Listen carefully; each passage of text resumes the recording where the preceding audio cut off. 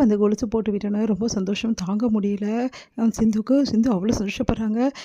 Doctor எனக்கு எவ்வளோ சந்தோஷமா இருக்கு தெரியுமா? இப்படியே நீ வந்து என் கூட அன்பா இருந்தா எனக்கு இது போதும் டாக்டர் அப்படின்னு சொல்லிட்டு யோசிக்கிறாங்க. அடுத்து வந்து சிவா வந்து வீட்டுக்கு வரமாட்டேங்கிறாரு. அதனால என்ன ஆச்சுன்னு தெரியலையே அப்படின்னோனே, இந்த நைட் டியூட்டி நான் அங்கேயே தங்கிடுவேன் வரமாட்டேன் அப்படின்ற மாதிரி சொல்லிடுறாரு. அதனால வந்து சிந்து ரொம்ப டென்ஷன் ஆயிடுறாங்க. சிவாவை பார்க்க டாக்டர் பார்க்காம எப்படி இருக்கிறது அப்படின்னு சொல்லிட்டு சிந்து ஒரு ஐடியா பண்ணுறாங்க. அதன்படி கையில் வந்து இந்த மாதிரி அடிபட்டுச்சு அப்படின்னு சொல்லிட்டு போயிட்டு ஹாஸ்பிட்டலில் சேர்ந்துடுறாங்க. அங்கே டாக்டர் வந்து லேடி டாக்டர் கண்டுபிடிச்சிடுறாங்க. அவங்கக்கிட்ட சிவா டாக்டர் ஒய்ஃபை நான் அவர் கூட இருக்கணும்னு ஆசையாக இருக்குது, அதனால தான் இப்படி பண்ணிட்டேன், சாரி அப்படின்றாங்க. சரி பரவாயில்லன்னு சொல்லிட்டு அவங்களும் சொல்லிடுறாங்க. உடனே சிவா வந்து பார்க்குறாரு. பார்த்துட்டு எப்படி இருக்க சிந்துன்னு, பரவாயில்ல டாக்டர், ஆனால் என்னால் சாப்பிடவே முடியல டாக்டர் அப்படின்றாங்க. சரி இரு நான் ஸ்பூனில் ஊட்டி விடுறேன். அதெல்லாம் என்னால் முடியாது டாக்டர், ஸ்பூனில் சாப்பிட்ட மாதிரியே இருக்காது அப்படின்றாங்க. சரி ஓகே உனக்கு நானே ஊட்டி விடுறேன்னு சொல்லிட்டு அவரே ஊட்டி விடுறாரு. சந்தோஷம் தாங்க முடியல சிந்துக்கு. இது எல்லாத்தையும் ஸ்னேகா பார்க்குறாங்க. செம்ம டென்ஷன் ஆயிடுறாங்க. உடனே வந்து என்ன நினச்சிட்டு இருக்க, உன் மனசில் என்ன வேணாலும் பண்ணலாம் நினச்சிட்டு இருக்கியா? இங்கே பார், சிவா எனக்கு வந்து சொந்தமானவர், அவர் என்ன தான் லவ் பண்ணுறாரு, தேவையில்லாமல் வந்து இது மாதிரிலாம் பண்ணிட்டு இருந்தா அப்புறம் அவளை தான் சொல்லிட்டேன் அப்படின்றாங்க. யார் லவ் பண்ணுறா? இங்கே பார், தேவையில்லாத நீ தான் பண்ணிட்டு இருக்க சிவா. என் புருஷன் கிட்ட எனக்கு எல்லா உரிமையும் இருக்குது, அதனால் இப்போ தான் மரியாதை இங்கேருந்து போடி, அப்படி போகலன்னா அவ்வளோதான், நான் போக முடியாது, நான் டாக்டர் விட்டு போக மாட்டேன் அப்படின்றாங்க. ஓ அப்படியா, இப்போவே பார்வோட என்ன பண்ணுறேன்னு சொல்லிட்டு மரியாதை போயிடு அப்படி சொல்லிட்டு அறைய வராங்க. அந்த டைமில் சிவா வந்து தடுத்து ஸ்னேகாவை, என்ன ஸ்னேகா என்ன பண்ணிகிட்ருக்க அப்படின்னோடனே, எதுக்கு சிந்து அடிக்க போகிறேன்னொன்னே, அவள் ரொம்ப ஓவராக ட்ராமா பண்ணுறா, அவளுக்கு கையில் அடியே படல, ஆனால் அடிபட்டுச்சுன்னு சொல்லிட்டு ஏமாற்றி இங்கே இருக்கா, அதனால தான் அவளை போக சொன்னால் போக மாட்டேங்கிறா அப்படின்னு, அதுக்காக அடிப்பியா நீ அப்படின்றாரு.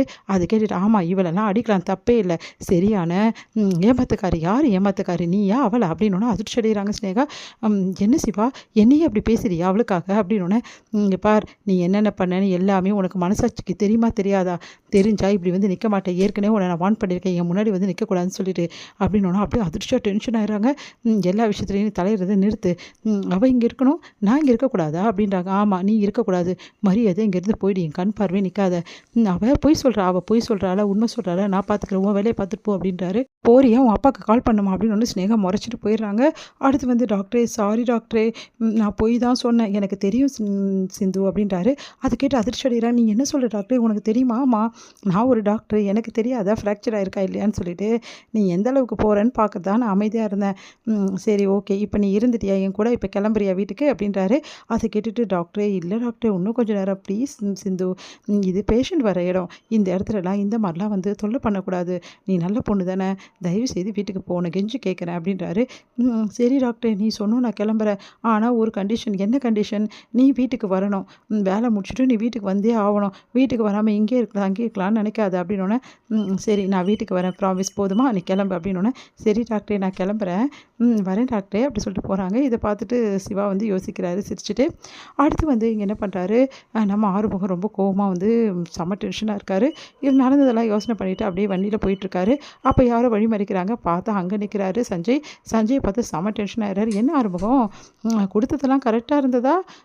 எல்லார்கிட்டையும் சொல்லி அழுதியா இந்த மாதிரி என்ன சஞ்சய் அடிச்சுட்டான்னு சொல்லிட்டு அப்படின்னோடனே, உடனே பார்க்குறேன் யார்கிட்ட அழுவது, எனக்கெல்லாம் அப்படி அழுது பழக்கமே இல்லை, என்றைக்குமே கெத்தாக இருந்ததா பழக்கம், பார்த்தனே உன் கெத்தை உன் வீரத்தை நான் தான் பார்த்தனே, செம்மடி வாங்கினல, போலீஸ் வந்து லாக்கப்பில் அடிக்கிறதெல்லாம் அவங்களோட வீரத்தை காட்ட தான் நினச்சிட்ருக்காங்க, என் மேலே தப்பு இல்லைன்னு தெரிஞ்சு தான் நீ அடித்தேன்னு எனக்கும் தெரியும், ஆனால் எனக்கு ஒரு விஷயம் தான் புரிய மாட்டேங்குது, நீ எதுக்காக என்னை பழி வாங்கணும்னு நினைக்கிற, நான் அன்றைக்கி வரலான்ற ஒரே காரணத்துக்காகவா அப்படின்னோடனே, ஆமாம் எவ்வளோ திமிரா நீ நடந்துக்கிட்ட, அதுக்காக தான், அது மட்டும் கிடையாது வேறு ஒரு விஷயத்துக்காகவும் உன்னை பழி வாங்கணும்னு நினைக்கிறேன். என்ன விஷயம்? நீ கட்டாயப்படுத்தி தானே வந்து பைரவியை கல்யாணம் பண்ணிக்கிட்ட அப்படின்னு. அது என் சொந்த விஷயமா இருந்தாலும் பைரவி என் ஃப்ரெண்டை கட்டாயப்படுத்தி கல்யாணம் பண்ணிக்கணும், உன்னை சும்மா விட மாட்டேன்.